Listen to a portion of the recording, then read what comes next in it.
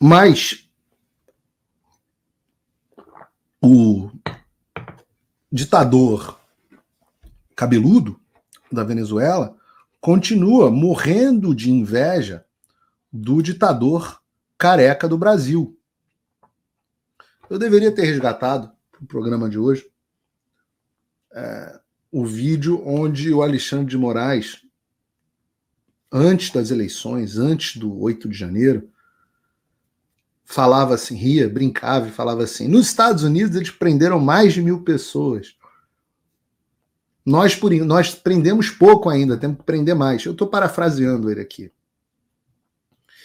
E, no final das contas, ele prendeu mais de 2.000. Mas o ditador da Venezuela ficou com inveja. Falou, pô, menos de 1.000 parece que você não participa do clube. E, nesse momento, nós temos um número que o chavismo já prendeu 1,1 mil manifestantes e você tem 23 mortos.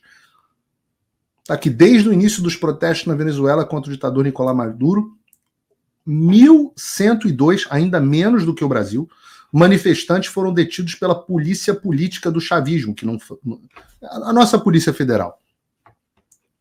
Além disso, 23 pessoas morreram em virtude dos atos. Aqui no Brasil, não chegamos a esse nível, tivemos o Plesão e tal, mas tivemos bem mais do que 23 vidas arruinadas.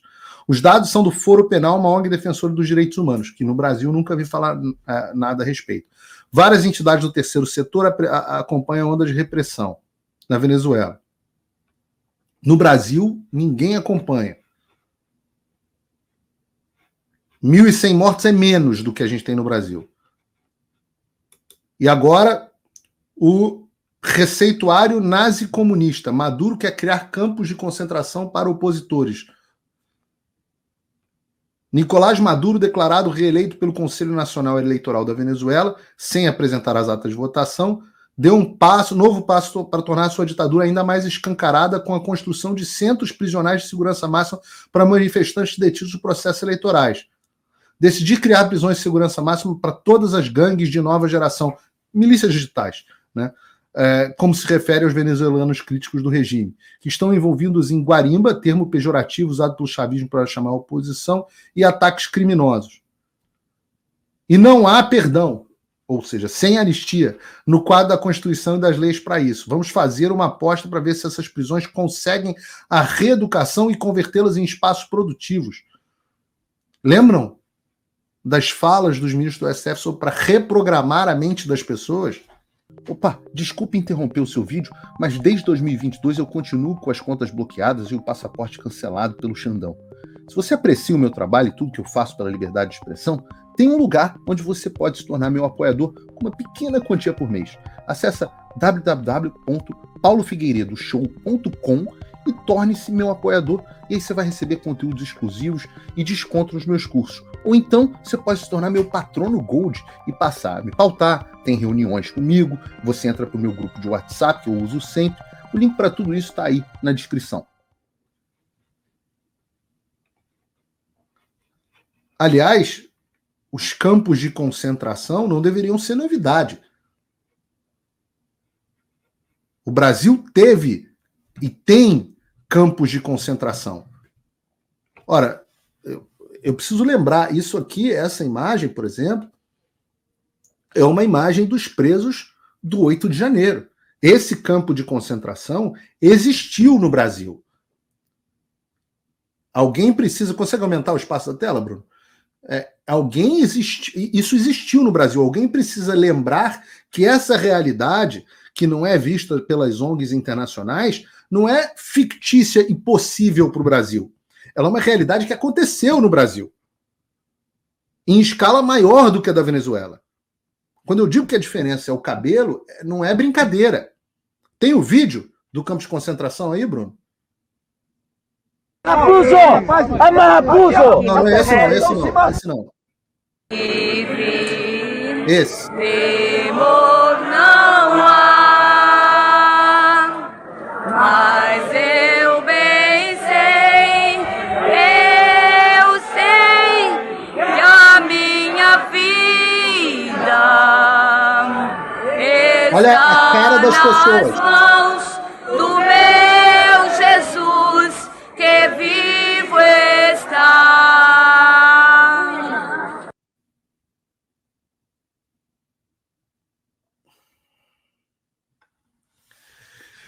Isso tudo não é na Venezuela.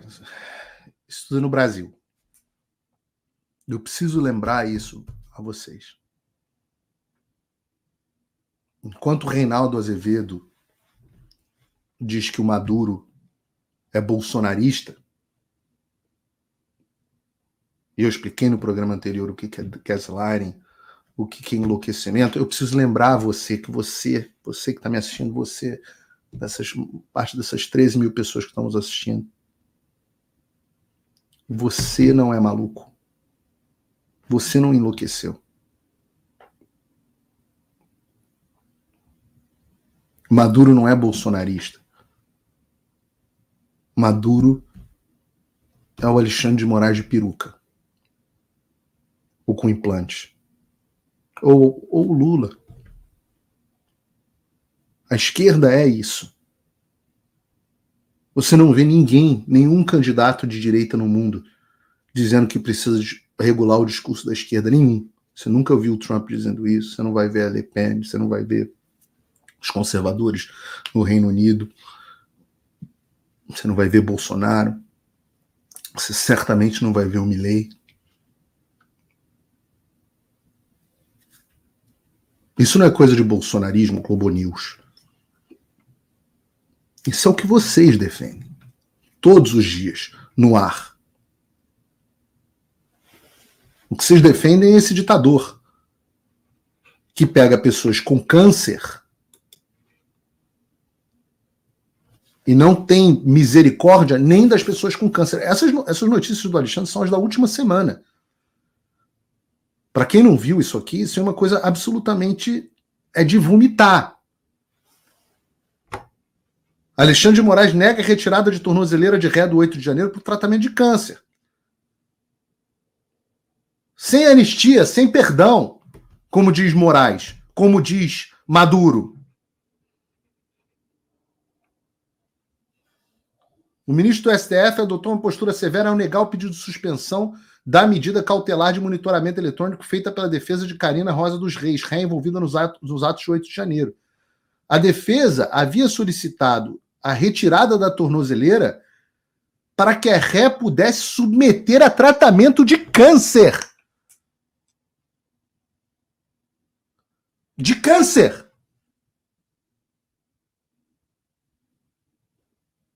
E dizem que em estado preocupante. Mesmo com a delicada condição de saúde de Karina, Moraes decidiu, com base na documentação apresentada, que foi considerada insuficiente simplesmente por não especificar a data dos exames ou do início do tratamento. Como se fosse fácil você descobrir a data dos seus atendimentos no Brasil, no SUS. Viva o SUS. O ministro decidiu que o pedido não demonstrava necessidade, não há motivos para o atendimento do pleito de suspensão da monitoração eletrônica. Um câncerzinho é motivo. Ele ressaltou que cabe a requerente de posse da data do exame, da cirurgia e internação do relatório médico dirigir-se ao STF pleiteando a flexibilização. Essa é só essa semana. Alguma ONG internacional, fez algum comentário?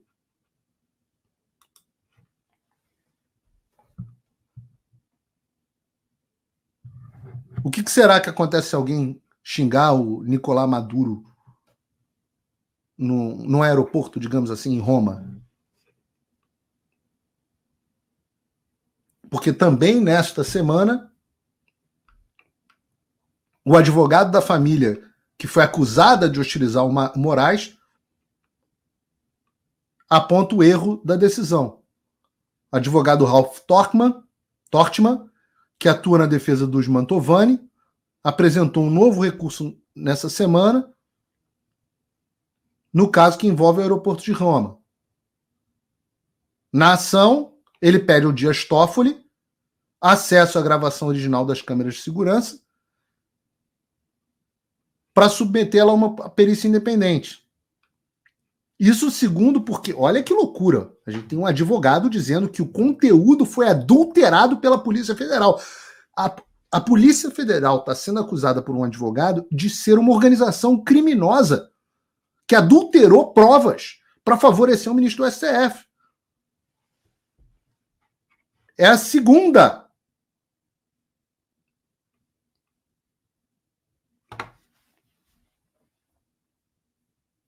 Atualmente, o material pode ser apenas consultado no STF pela defesa com horário marcado e não pode deixar a sede do tribunal. Por quê? Eu vou fazer aqui a pergunta que todos nós deveríamos estar fazendo. E eu falei na época que aconteceu, eu falei assim, olha, se essa história for verdade, vocês devem lembrar, eu acho que eu não sei se eu estava na Jovem Pan ainda, não sei aonde eu estava, mas eu falei assim, olha, se for verdade o que o Alexandre de Moraes está dizendo, nós vamos enxergar neste domingo, o STF vai ter vazado esse vídeo para o Fantástico. Se esse vídeo não tiver no Fantástico nessa semana ou na próxima, vocês podem ter certeza que o Alexandre de Moraes está mentindo sobre o que aconteceu naquele aeroporto. E mais de ano se passou e até agora nós não sabemos o que aconteceu no aeroporto de Roma.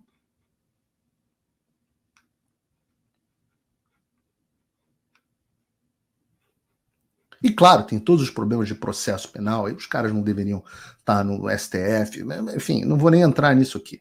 Eu vou entrar no materialmente. Cadê a porra do vídeo do que aconteceu no aeroporto de Roma, Alexandre? Ô Dias Toffoli? Por que o Brasil não pode saber? Por que vocês podem saber mais do que nós? Se vocês trabalham pra gente, não nós trabalhamos pra vocês.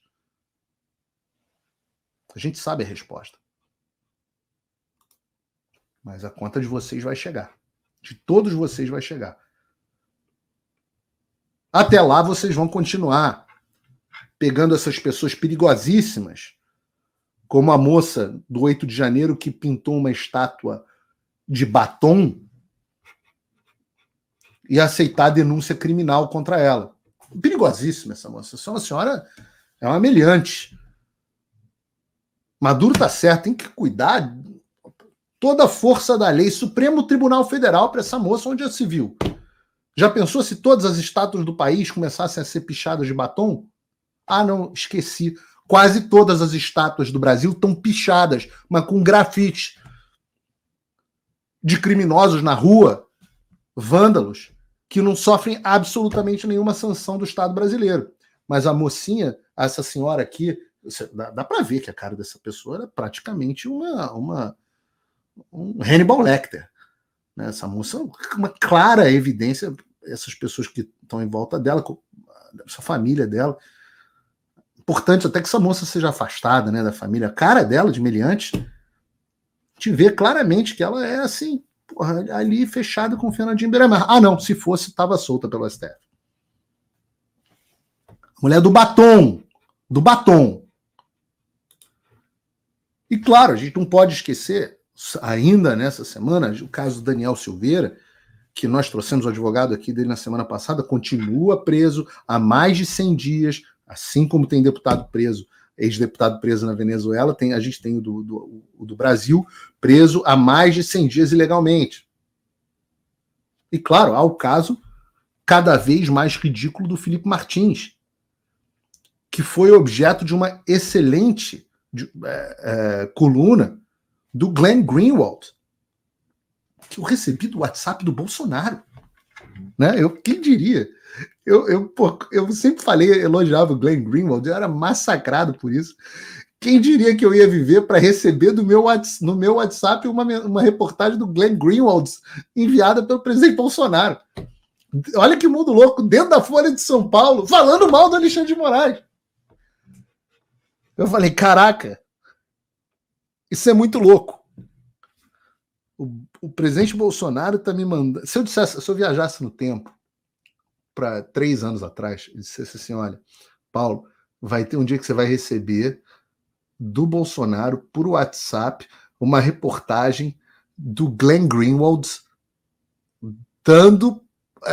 falando mal do Alexandre de Moraes dentro da Folha de São Paulo.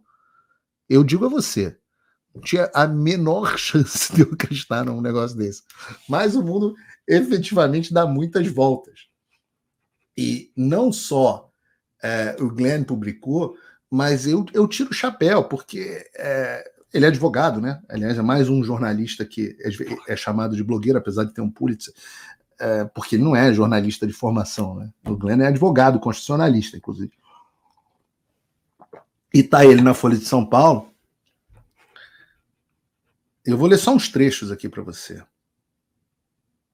O princípio de que um cidadão só pode ser preso depois que se prove em um julgamento justo que cometeu crime é fundamental para qualquer sociedade livre.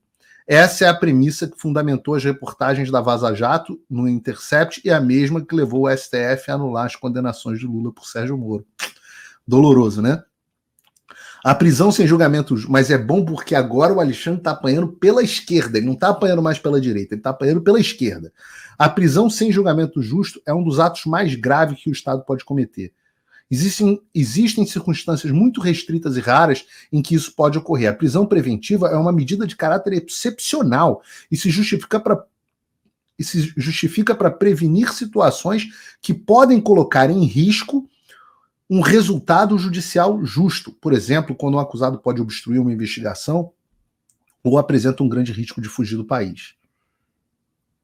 Aí ele faz o paralelo com a Lava Jato, fala do Gilmar Mendes, de como o Gilmar Mendes era um grande defensor, né, desse estatuto. O Gilmar Mendes, que hoje virou carrasco, era o garantista. Aí ele entra aqui. No caso de Martins, Moraes justificou a prisão com base na alegação de que o ex-assessor havia deixado o Brasil a bordo de um avião presidencial, babá. Em outubro de 2023, um colunista do Metrópolis afirmou equivocadamente, acho que foi aquele Igor Gadelha, vale nada, que Martins deixou Brasília e foi para Orlando e evaporou. Aí eles utilizaram a reportagem para isso. E ele conta todo o histórico e diz assim como ocorre com todos os cidadãos, Felipe Martins deve ser punido se for provado em um julgamento justo cometeu algum crime. Mas ele nunca foi acusado, assim como eu nunca fui, acusado de ter cometido crimes, muito menos condenado por eles. Está claro há muito tempo que a base para a ordem de prisão, olha essa que frase forte, está claro há muito tempo que a base para a ordem de prisão de Martins por Alexandre de Moraes, antes do julgamento, é falsa. A base é falsa. Martins está há quase 6 meses na prisão com base em uma alegação falsa. Já passou a hora de ser libertado. E eu conversei com o Glenn a esse respeito e eu compartilho dos paralelos que ele faz com a Lava Jato, com as diferenças, né? O Alexandre faz muito pior. O devido processo legal é muito mais violentado. E a outra diferença que eu falei foi o Sérgio Moro era bem mais frouxo que o Alexandre. Bastaria essa reportagem na Folha de São Paulo para o Sérgio Moro ter liberado uma preventiva porque estava pegando mal. Enquanto o Moraes não tem, ou quase não tem, constrangimento algum. Essas são as grandes diferenças. Mas não dá para negar que a gênese do desrespeito ao devido processo legal, se não toda ela, mas uma boa parte dela, estava na Lava Jato. Claro que estava. Obviamente estava. E eu digo que a conta vai chegar. E vai chegar. Moraes vai pagar pelo que ele fez. Vai pagar pelo que está acontecendo. Nessa vida ou na próxima, mas eu prefiro que seja primeiro nessa. A gente continua trabalhando duro. Eu volto a dizer, aqueles que acham que não vai haver um projeto de lei apresentando sanções contra o Brasil, as pessoas estão redondamente enganadas. Aqueles que acham que é blefe, as pessoas estão redondamente enganadas. Os trabalhos continuam. No dia 11, eu tenho reunião, o Congresso dos Estados Unidos está em recesso, então os parlamentares não estão trabalhando, mas no dia 11 eu tenho reunião com eles para falar a respeito do projeto de lei. No dia 5, jantar com Maria Elvira Salazar, vamos tratar desse assunto. Assim, vai acontecer, é uma questão de tempo, quer dizer, eu não controlo todos os elementos, né? Eu não sou congressista aqui para apresentar projeto de lei, mas que vai acontecer, vai acontecer. Eu acho, a minha aposta é que vai acontecer. As conversas estão muito avançadas, já tem rascunhos, já vi 4 ou 5 rascunhos do projeto. Quando eu falo com as pessoas, e aí, etc, etc, vamos apresentar, setembro, na volta do recesso legislativo, vamos apresentar. Já tem apoio, mais de 20 deputados já falaram para mim, eu vou apoiar o projeto de lei. E esse é o início, porque no final das contas, quem precisa responsabilizar o Moraes são as instituições brasileiras. Esse é só um empurrãozinho. No final das contas, como vocês podem ver até na Venezuela, se o povo não resolve os seus próprios problemas, e eu espero que nós não cheguemos a uma situação irreversível, como parece ter virado da Venezuela, embora, como eu demonstrei aqui, em vários aspectos nós já estejamos numa situação pior, nós temos algumas coisas que são melhores, né? O Brasil tem uma elite com interesses próprios e poder muito menos centralizadas do que existe dentro da Venezuela, né? O poder econômico, a cooptação das forças militares na Venezuela é muito maior.